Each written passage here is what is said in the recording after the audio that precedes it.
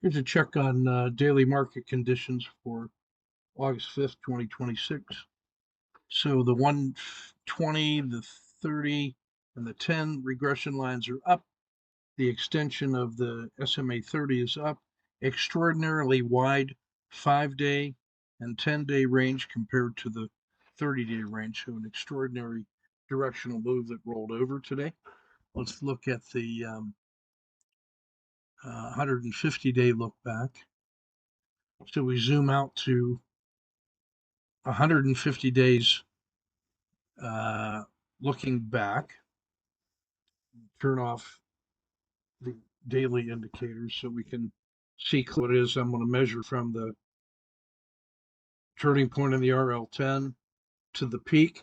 Today was these last 2 days have been a breakout of that, been a slight pullback. That should cause a little bit of concern. That looks like this play right here.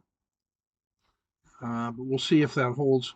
What really has to hold is the support level there at about 760.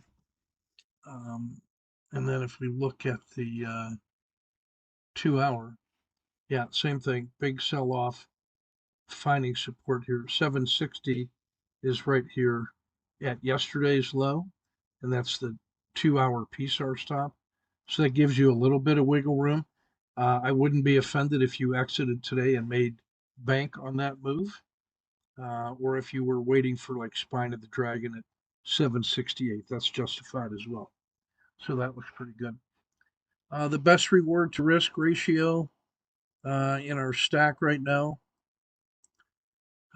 is VXX, the inverse volatility, ripe for a skyrocketing move.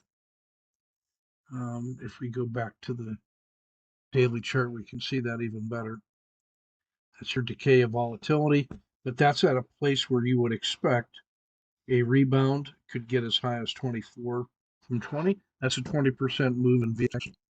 Oil in the same direction. Let's take a look at some daily frames. That's going to look pretty good on the daily frames. Treasuries, Tesla. You can see in Tesla or in Treasuries the move that we mapped out from the weekend. We said any breakout above 82.50 should be taken. So you should be long from 82.60, and you've already got a nicely moving trade here. I'm projecting that to get back to like 84 before it becomes controversial. Tesla still suffering. Semiconductors have made a rebound off the bottom. The turn is in. It held yesterday's low. Still very volatile and early days on a recovery move, targeting 170 on that. United Health recovering. Intel. Caterpillar was a disappointment today.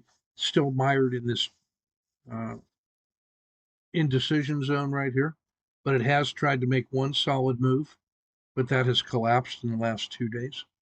It remains a value play for me.